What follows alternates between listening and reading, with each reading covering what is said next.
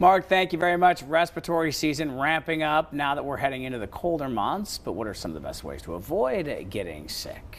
Here to tell us more about respiratory season and concerns, best way to avoid getting sick, Dr. Paul Lange from Ballad Health. You know, Dr. Lange, we talk about, everybody loves the seasons, you know, all 4 seasons. Cold and flu season, not one we celebrate as much, but it's here.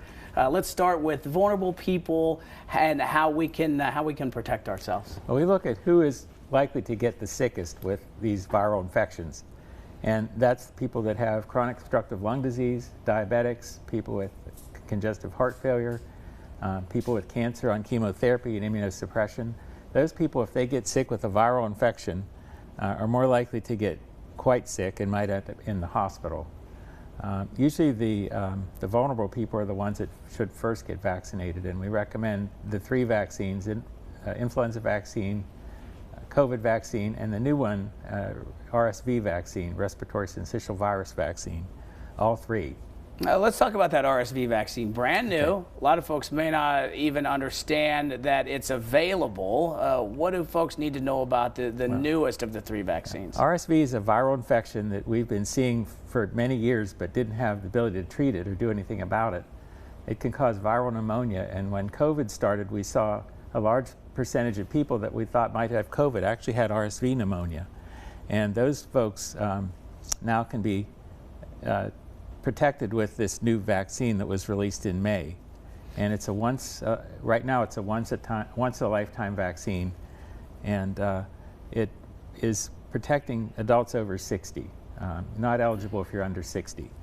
You know, RSV, I had mentioned before we started this afternoon, you know, RSV children, you mentioned that children are one aspect, but the severity sometimes comes with our older friends. Yeah, RSV is actually a childhood disease that kids get, and they pass it in preschool and give it to their siblings, but by the time they get about 5 or 6 years old, they've all had it and are immune.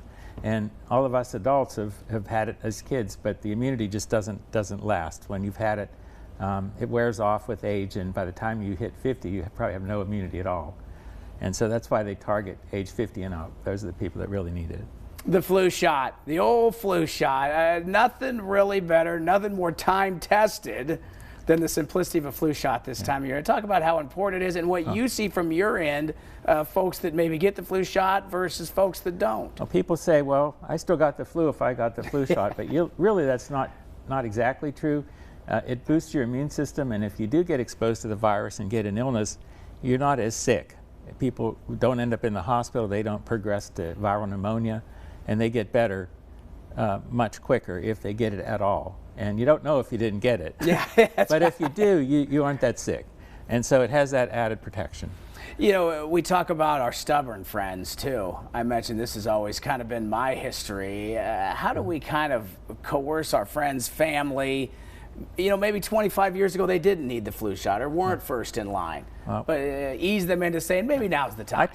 I talk of herd immunity, and that's if you immunize all the cattle in the herd, then nobody's going to get sick. And it's impossible to get all the people to get a flu shot, but the 60% is the magic number.